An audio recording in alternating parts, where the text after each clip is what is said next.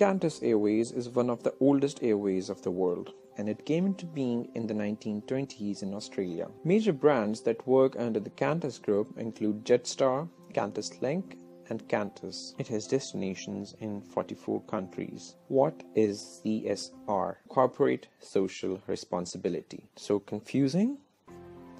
CSR is a concept whereby companies integrate social and environmental concerns in their business operations and in their interaction with the stakeholders on a voluntary basis. Employees are important stakeholders of an organization, and their interests must be protected as a part of CSR approach. In 2009, the Fair Work Act was passed by the Australian government in order to protect the rights of the employees and to allow them to negotiate with the employer organization and be part of the unions. Now we are discussing the issues with Qantas, the ethical issues, decrease in financial value, and customer suffers. Wait, someone really concerns about the financial issues of Qantas? Number 1. Cut in the jobs. Qantas was planning to cut more than 1,000 jobs as the company planned to restructure and move its operations to Asia. And approx tried to cut the job amount was 272 million. The operations of Qantas were made grounded while employees were protesting and were on strike. This decision was made by the CEO of Qantas Airways. Even if the company was planning to restructure, was it justifiable that employee unions weren't against the company and protested on a significant level? Fair Work Australia asked Qantas to discontinue the lockdown and continue operations. Qantas protested that all it wanted was to suspend the industrial actions of the workers in the form of strikes and protests, but FWA did not approve it. Qantas was criticized for creating chaos and uncertainty in the airways industries of Australia. The share price of Qantas showed a decline of 25% from the financial year 2010 to financial year 2011. In 2010, the share price of Qantas was $2.47, which declined to $1.48 in 2011. The revenue of Qantas from 2010 to 2014.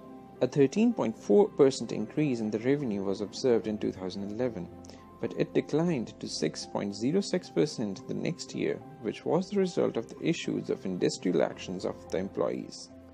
The net income of Qantas Airways showed some improvement in 2011, which accounted for $250 million, but later in 2012, Qantas faced a net loss of $245 million, which can be attributed to the industrial action of employees of Qantas and resultant grounding and lockdown of the company. The strategy of CEO of Qantas went wrong as it was symbolized with chaos. The reputation of Qantas was on stake, and it led to the deterioration of the financial performance of the company.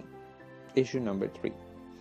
According to the National Secretary of the Transport Work Union, it occurred for the first time in the history of Australia that a giant airways was asked to continue its operations and stop creating chaos in the Australian community and 70,000 passengers who had nothing to do with the decisions and operations of the airways.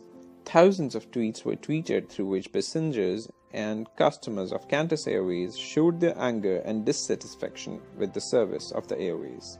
CEO of Qantas and top management failed to handle the situation strategically, which resulted in the loss of customer base of Qantas, and business growth also declined.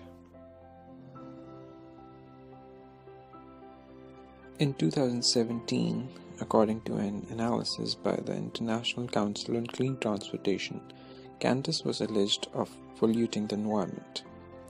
Qantas emits more carbon dioxide per passenger per kilometer than any other airline operating across the Pacific.